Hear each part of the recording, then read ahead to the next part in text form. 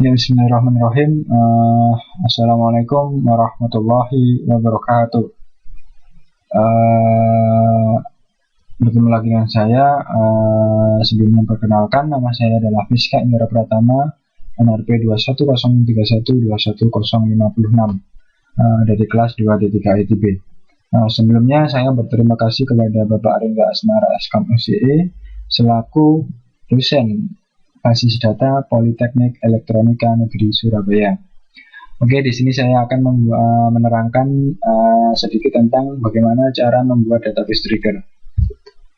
Tujuan: menjelaskan perbedaan tipe dari trigger, menjelaskan database trigger beserta kegunaannya, membuat database trigger, menjelaskan aturan dari database trigger, menghapus database trigger. Tipe-tipe trigger. Sebuah trigger adalah prosedur blok SQL yang terdapat tabel, view, skema, dan database.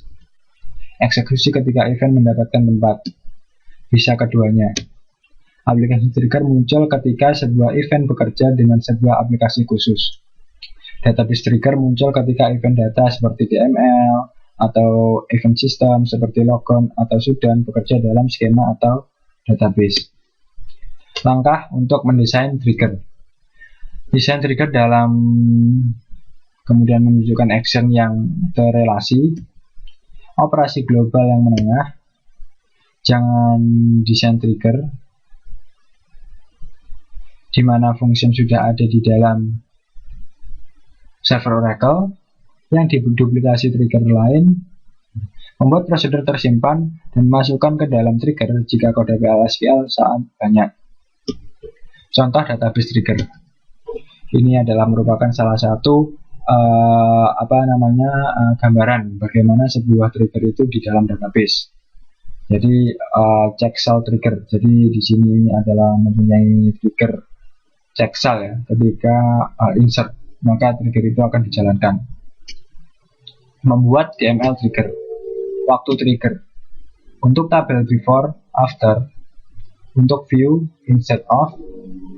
Event untuk trigger, insert, update, atau delete. Nama tabel dalam tabel atau view. Tipe trigger, baris atau statement. Clause when, trigger untuk body, PL/SQL block. Komponen DML trigger. Before, sebelumnya, jadi kita harus mengeksekusi trigger body sebelum men-trigger event DML dalam tabel. Setelah itu, mengeksekusi trigger body setelah men-trigger event DML dalam tabel. Instead of mengeksekusi trigger body sebagai ganti men-trigger statement. Komponen DML trigger. Men-trigger event user yang statement DML-nya menyebabkan trigger untuk dieksekusi bisa menggunakan event di bawah ini. Insert, update, delete. Haruskah trigger body mengeksekusi setiap baris pada statement atau hanya satu? Nah, jadi jawabannya seperti ini. Trigger body biasanya mengeksekusi sekali untuk men-trigger event. Sebuah statement trigger bekerja sekali, bahkan jika tidak ada baris yang menyebabkan semuanya. Row. Jadi trigger body biasanya mengeksekusi sekali untuk baris dengan men-trigger event. Sebuah baris trigger tidak tereksekusi jika event yang di-trigger tidak ada isinya. Action apa yang harus menunjukkan trigger? Trigger body adalah sebuah blok PL/SQL atau sebuah panggilan untuk prosedur. Firing sequence. Ini merupakan salah satu DML-nya, kemudian itu merupakan salah satu trigger action-nya. Before statement trigger, kemudian before row trigger, after row trigger, dan after statement trigger. Seperti itu ya. Jadi di mana ini gambarnya menjelaskan kalau before statement trigger itu dijalankan sebelum tabel ini dibuat. Kemudian jika before row trigger berarti sebelum row pertama yang diciptakan dia akan dibuat. Kemudian after row trigger berarti dia setelah ada row baru, record baru, dia akan dijalankan. Kemudian after statement berarti setelah data itu tertampil semua, statement itu tertampil semua, dia baru menjalankan after statement trigger. Tergantung kita nanti penempatannya di mana. Ini juga gitu, ini merupakan update ya. Kalau di sini dijelaskan update, jadi nanti triggernya itu pada saat update. sintak untuk membuat statement trigger DML. Nah, ini adalah merupakan salah satu sintak bagaimana untuk membuat trigger itu diawali dengan create, or replace-nya tetap ada ya. Jadi or replace ini berguna jika memang trigger dengan trigger name itu sudah ada, maka otomatis trigger itu dihapus dan digantikan dengan yang baru yang kita set seperti ini. Jadi ini nanti jika memang trigger name ini sudah ada, maka trigger name ini akan dihapus, kemudian diganti dengan pernyataan yang ada di dalam trigger yang baru ini, seperti itu. Membuat statement trigger DML. Ini merupakan salah satu contohnya bagaimana membuatnya itu tetap diawali dengan create, kemudian diikuti dengan replace, trigger, terus nama triggernya apa, kemudian di dalamnya itu ada pernyataan-pernyataan. Dimana kalau di sini kan ada tuchar kan, dimana tuchar ini adalah merupakan salah satu deklarasi global sebenarnya. Tapi ketika kita deklarasikan di dalam lokal kita, maka otomatis fungsi ini akan mengoverride fungsi yang sebelumnya sudah ada, seperti itu, yang sudah ada di global.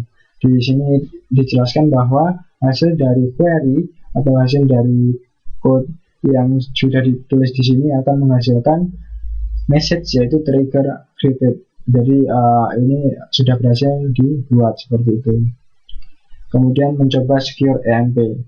Jadi bagaimana kita mencoba membuat secure EMP ya. Jadi ini dijelaskan bahwa di sini itu akan dilakukan sebuah insert pada tabel employee dengan field employee ID, last name, first name, email, hire date, job ID, salary, department ID dengan value seperti ini. Kemudian nanti akan menghasilkan error, di mana error itu menjelaskan bahwa you may insert into employees table only during business hours. Seperti itu. Jadi memang apa itu namanya? Ini sudah disediakan bahwa dia you may, kamu harus insert employee table hanya pada jam bisnis, seperti itu. Memakai predikat kondisional. Jadi seperti ini. Nanti bagaimana ini adalah deleting, inserting, kemudian updating. Jadi ketika dia melakukan kita membuat trigger, dan trigger itu akan dijalankan ketika sebuah action itu merupakan sebuah delete, maka yang akan dijalankan adalah ini, yang ada pernyataan yang ada di dalamnya delete ini, deleting if ini, maka akan dijalankan. Begitu juga di inserting, also if nya inserting kan, berarti ketika dia insert maka yang dijalankan adalah pernyataan yang ada di bawahnya insert ini, seperti itu, dan seterusnya seperti itu, sama. Nah, ini membuat sebuah trigger baris DML. Bagaimana kita membuat baris trigger pada sebuah DML itu ya sama, kita mulai dengan create, kemudian diikuti dengan replace, kemudian ini tipenya kan trigger, kemudian diikuti dengan nama triggernya apa. Nah, seperti itu. Ya, sama seperti tadi, kalau memang nama trigger ini sudah tersedia, maka akan dilakukan replace, kemudian akan digantikan dengan pernyataan yang sudah ada di sini.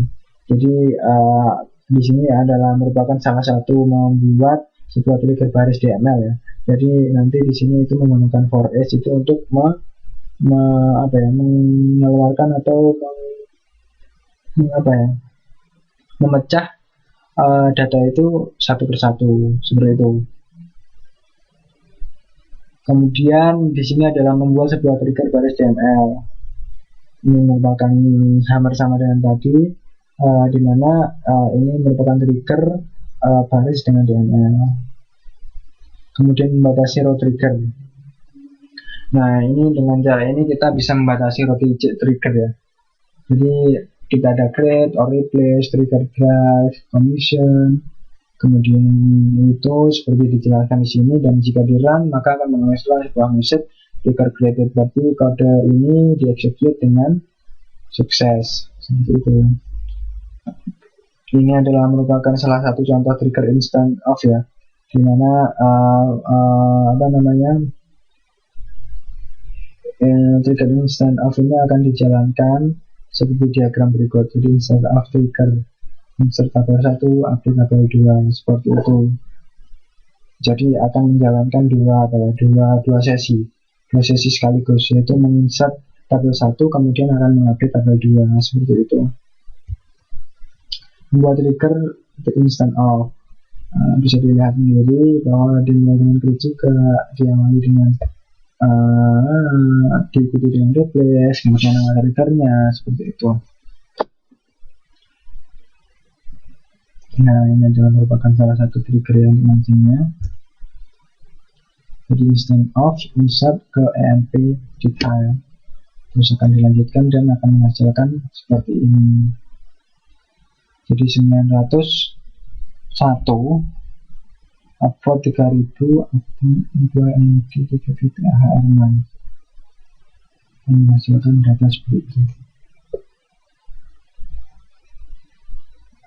Membuat trigger instant off ya, jadi bisa dilihat juga bagaimana insert itu bekerja, kemudian melakukan update, insert, begitu juga dan akan menghasilkan apa ya namanya data yang sudah ada di gambaran seperti yang ada di gambar, seperti itu.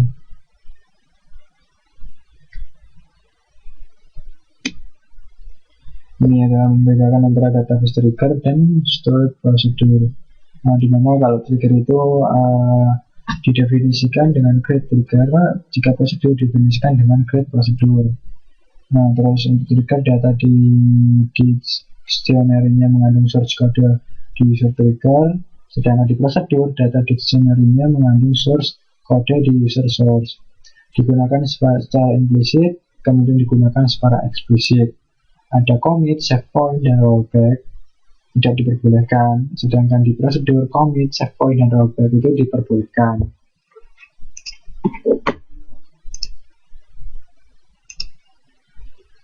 Ini adalah membedakan antara database trigger dan form builder.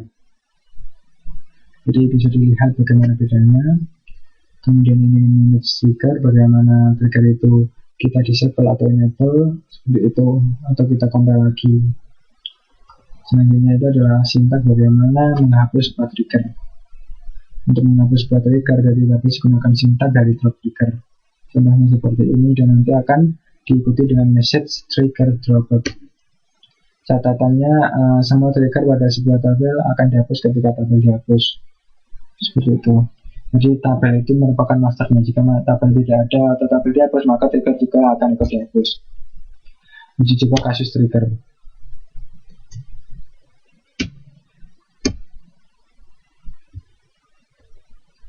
Model eksekusi trigger.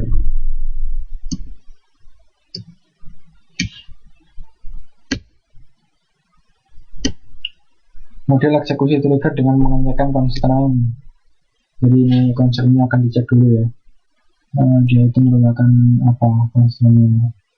Integrity constraint violation error. Succession of trigger is fired. Seperti itu. Perlu apa itu namanya sebuah trigger untuk melakukannya.